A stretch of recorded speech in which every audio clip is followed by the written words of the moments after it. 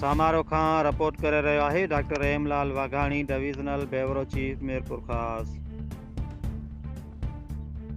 समारोह में rotary club समारोह तरफ़ां साफ़ पानी जे फिल्टर प्लांट जो इंटरनेशनल रोटरी क्लब जे चूंडियल डिस्ट्रिक्ट गवर्नर शकील अहमद काइमखानी दुआ सां मौलवी फज़ल रहमान सां गॾु इफ़्तिताह कयो।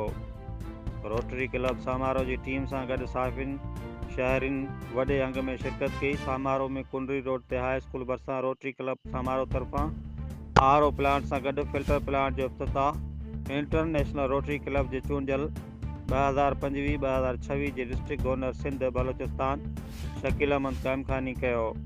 तकरीब के डिस्ट्रिक्ट गवर्नर शकील अहमद काइमखानी ॻाल्हाईंदे चयो त रोटरी क्लब थोरे वक़्त में समारोह में तमामु बहितरीन कम कया आहिनि, जंहिंमें library, computer centre, smart village समेत अॼु फिल्टर प्लांट जो इफ़्तिताह कयो वियो आहे। शकील अहमद काइमखानी वधीक चयो त मुंहिंजो डिस्ट्रिक्ट गवर्नर चूंडजणु सामारे जहिड़े नंढड़े शहर लाइ एज़ाज़ आहे।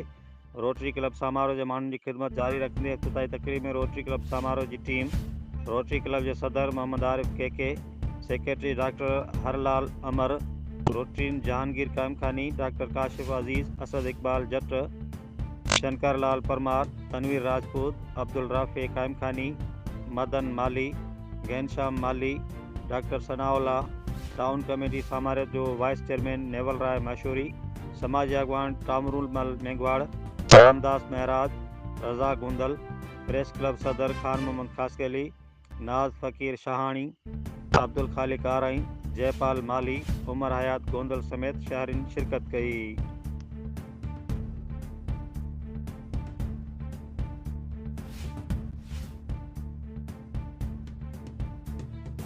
के थे और उसका बाकायदा पानी की सप्लाई का बाकायदा आगाज हम आज हमारे शहर के लोगों के साथ करना चाह रहे थे।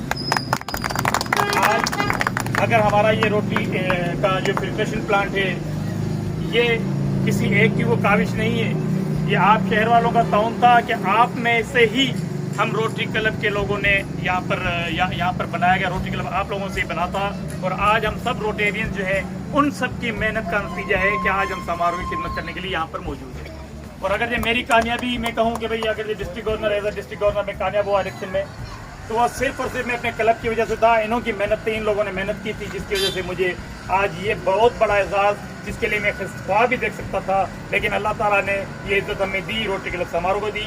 ये समारोह के लिए भी बड़े एजाज़ की बात है कि आज समारोह का नाम पूरी दुनिया में 203 ममालिक में गूंजा जाता है।